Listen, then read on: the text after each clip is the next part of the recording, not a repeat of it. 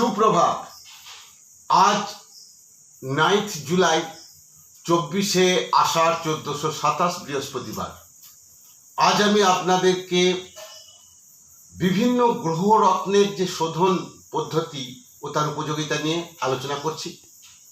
গ্রহরত্ন আমরা অনেকেই বিভিন্ন দামি রত্ন ব্যবহার করি, অনেক উপরত্নও আছে। আমি মূলত নবগ্রহের যে রত্ন মেন স্টোন সাবস্টোন নিয়ে আলোচনা করছি না, সেগুলো কিভাবে শোধন করতে হয়, শোধন করলেই বা কি হয়, এগুলো নিয়ে আলোচনা করছি। মূলত শোধন বলতে আমরা যেটা মনে করি যে সাধারণ প্রচলিত অর্থে যে কোনো দেবস্থানে গিয়ে সেটাকে সংকল্প করে সেই গ্রহের যে গ্রহের জন্য সেই ধারণীয় গ্রহরত্ন আমরা ধারণ করি তার জপ করতে হয়, সেগুলো তো আছেই, সেটা প্রথাগত ব্যাপার। কিন্তু আরেকটা ব্যাপার আছে বৈজ্ঞানিক বিজ্ঞান ভিত্তিক ব্যাপার, সেটা হচ্ছে বিভিন্ন জিনিসে সেগুলোকে এক একটা পাথরকে এক একটা জিনিসের মধ্যে চুবিয়ে রাখলে তার মধ্যে অনেক ক্ষমতা বেড়ে যায়, এবং মূলত রত্নের শোধন পদ্ধতি সেটাই।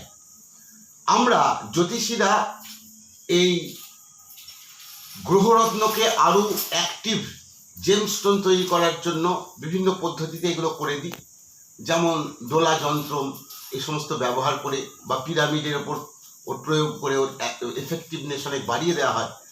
তা সেগুলো পরের কথা, কিন্তু আপনারা যেভাবে পারবেন, যেগুলো পারবেন, যেগুলো বিজ্ঞানসম্মত সেগুলোই আমি বলছি। প্রথম রবির জন্য চুনি ব্যবহার করা হয়।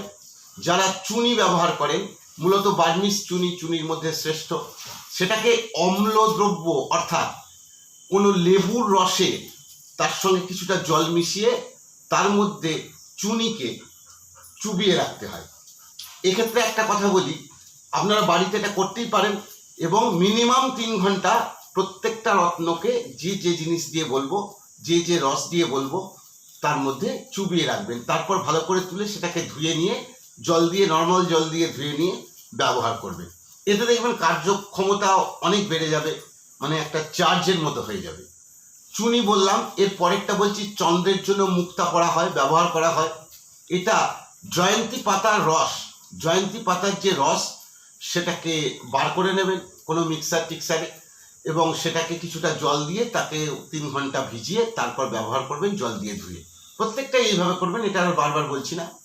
প্রবল বা পলা, ক্ষার মিশ্রিত জল দিয়ে, এটা আরেকটা মতবাদ পাওয়া যায় শাস্ত্রে।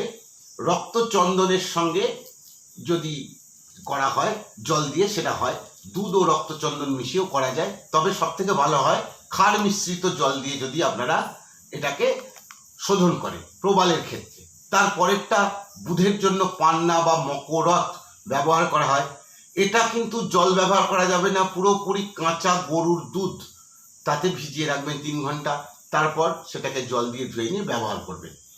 পরেরটা বৃহস্পতির জন্য পোখরাজ। পোখরাজ 2 রকমের হয়, স্পিত পোখরাজ হলুদ রঙের এবং সাদা পোখরাজ। যেটাই করবেন সেটা কুলত্থ কলাই যেটা পাওয়া যায়, সেই কুলত্থ কলাইটাকে প্রথমে সিদ্ধ করে নেবেন।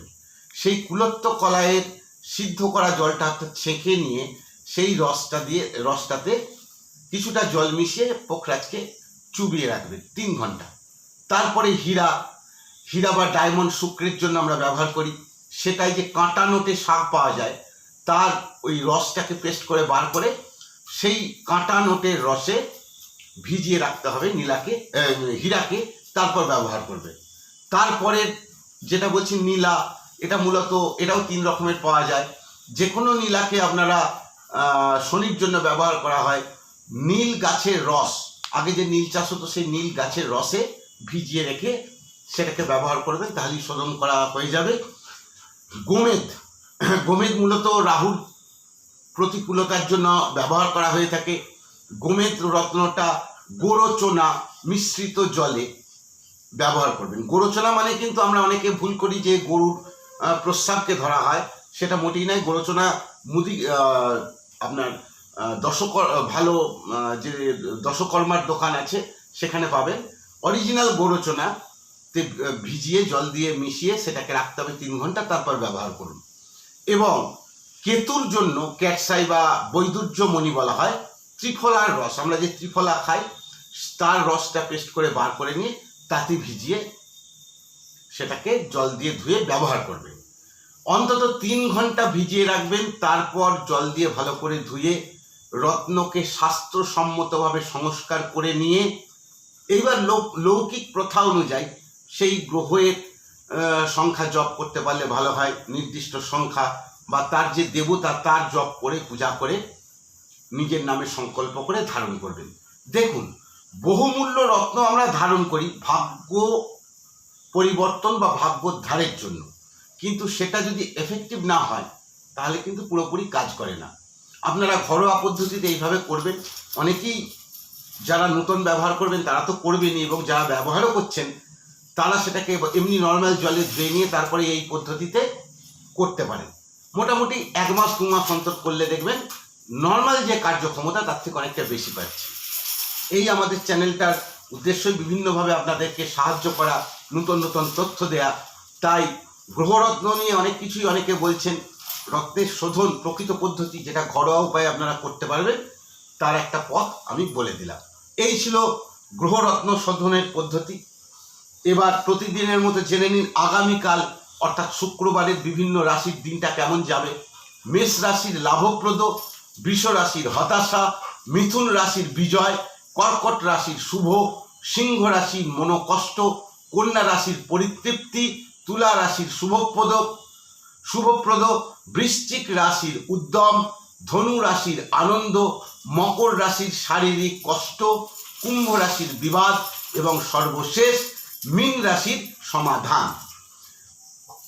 যারা আপনারা আমার ভিডিওটা আজ নতুন দেখছেন, যদি আমার করা ভিডিও আপনার ভালো লাগে তাহলে আমাকে লাইক করুন, আমার চ্যানেলটাকে সাবস্ক্রাইব করুন এবং বন্ধুদের মধ্যে একটু এটাকে শেয়ার করুন, এবং এরকম নতুন নতুন আপডেট পেতে আমার চ্যানেলটাকে সাবস্ক্রাইব করে বেল আইকনে ক্লিক করে অল নোটিফিকেশনস অন করুন। এবার আমি প্রতিদিন একটা করে রেমেডি বলি। আজকের একটা রেমেডি বলছি, বেকারদের কর্মলাভের উপায় বা টোটকা।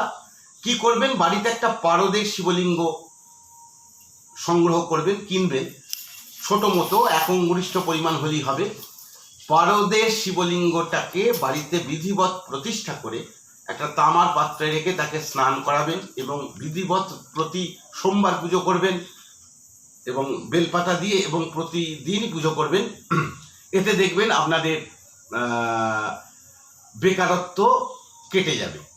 এখানে একটা কথা বলি, এই যে শিবলিঙ্গকে স্নান করানো হয়, পারদেশ্বর শিবলিঙ্গকে স্নান করিয়ে সেই স্নানের জল আপনারা কেউ গ্রহণ করবেন না, অর্থাৎ খাবেন না, কারণ পারদ বিষাক্ত জিনিস, তাই সেটাকে একদম স্নান জল হিসেবে আপনারা গ্রহণ করবেন না বা খাবেন না, এটাই বলার ছিল। আর পারদ খুব গুরুত্বপূর্ণ তন্ত্রে, পারদকে শিব বীর্য বলা হয়। বাড়িতে দেখবেন যিনি পূজা করবেন তার অনেক অ্যাক্সিডেন্ট থাকলেও এটা কেটে যাবে। অনেক কাজ, বেকারদের ক্ষেত্রে দারুণ কাজ হয়, দেখেছি। এই ছিল রেমেডি। মহাদেবের কাছে সকলের জন্য সুন্দর জীবনের প্রার্থনা জানিয়ে আজকের মতো টক শো থেকে আমি বিদায় নিচ্ছি। ওং কনক মহামণি ভূষিত লিঙ্গম ফণিপতি বেষ্টিত শোভিত লিঙ্গম জন্মজ দুঃখ বিনাশক লিঙ্গম তত্র নমামি সদা শিবলিঙ্গম। জয় ঠাকুর। সকলে ভালো থাকুন।